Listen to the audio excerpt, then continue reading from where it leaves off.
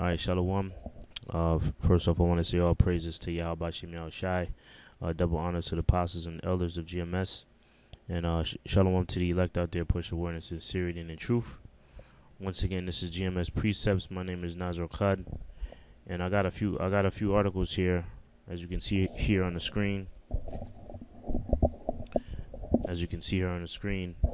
It says North Korea says it won't give up nuclear weapons, and that entire U.S. mainland is within firing range. All right, so once again, you have a small country. Matter of fact,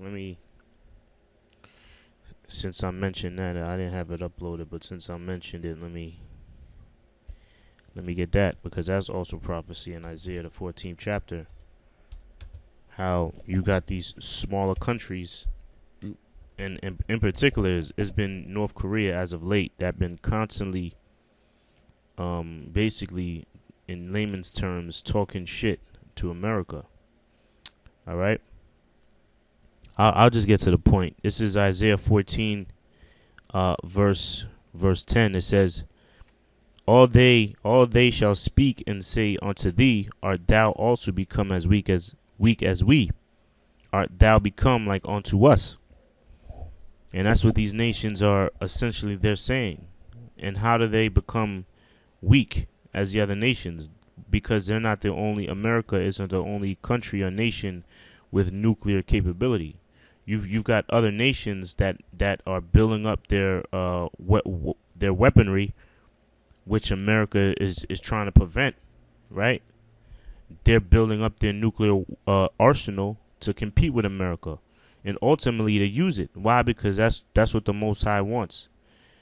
All right, the Most High wants America to be erased from the planet Earth, man, and He's gonna do that via missiles. That's why He's allowing these other nations to do so, right? I'll continue on. It says, thy pomp is brought down to the grave, and the noise of thy vows, the worm is spread under thee, and the worms cover thee. So that pomp is going into what? Their America's pride. Because for years they were the big bad bully on the block, the nation that had that atomic bomb. They dropped two of them in Japan, Hiroshima and Nagasaki, fat man and little boy. So for a while, America was that big boy, that big man on the block, right? But now the Most High changed it, man. He allowed these other nations to build themselves up militarily. Okay? That's why America is fearing all these other nations. So let me get back to the article. It says, North Korea says it won't give up nuclear weapons, and that the entire U.S. mainland is within firing range. This is after a test that North Korea did a few days ago, where it reached, I believe it was like 44,000 feet or whatever. It reached real high, and then it landed in the coast of Japan.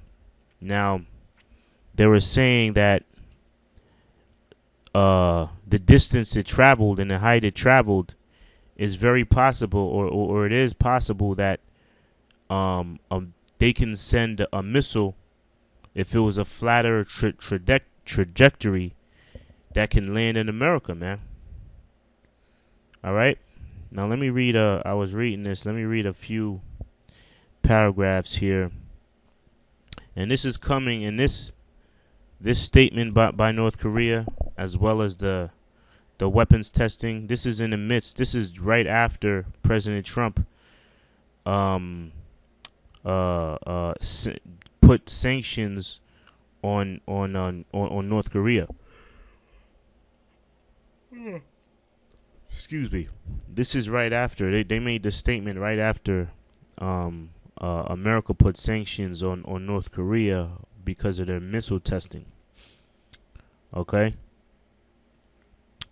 It says, I'll read this. It says, we will under no circumstances put the nukes and ballistic rockets up for no negotiation, Reed said in the prepared remarks, adding that the entire United States is within firing range. He dismissed the UN Security Council sanctions approved Saturday as illegal, appearing to rule out talks that Trump administration and a diplomatic partnership with China and Russia is offering North Korea a way out of its economic diplomatic pariah status. All right, so yeah, he's saying what? So that's showing you what on Saturday they had recently approved sanctions on North Korea. Okay, so that happened.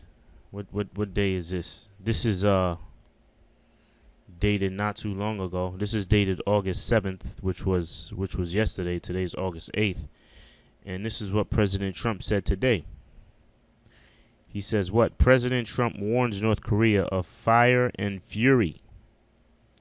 Right? It says President Trump says that North Korea had best not make any more threats to the United States, or they will be met with fire and fury like the world has never seen. Well, he's right. There is going to be a nuclear war that the world has never seen before.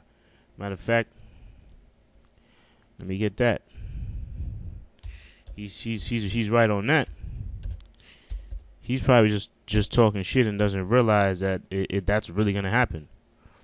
Right? It says, let me get to the point here.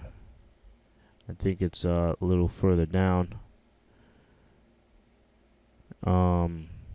Yeah, verse 21, Matthew 24 and 21. For then shall be great tribulation, such as was not since the beginning of the world to this time, no, nor ever shall be.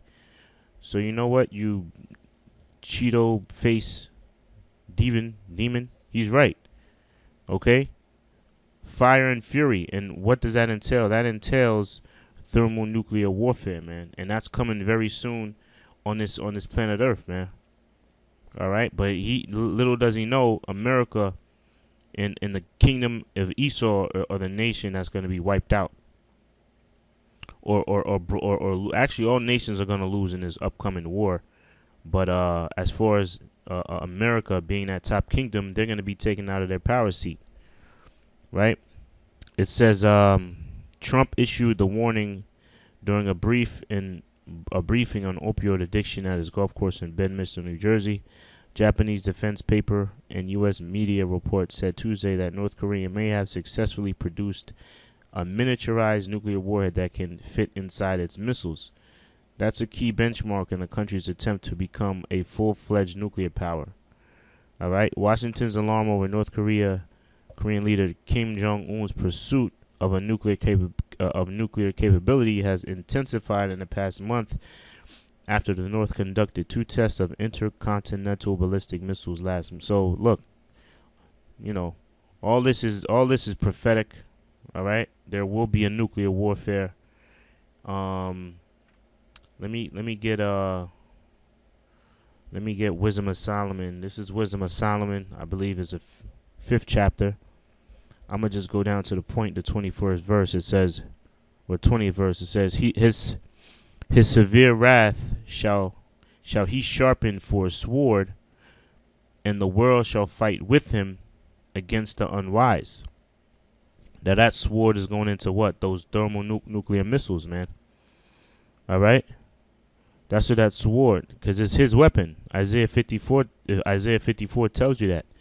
His severe wrath shall he sharpen for a sword, and the world shall fight with him against the unwise. That world is speaking about the elect, man.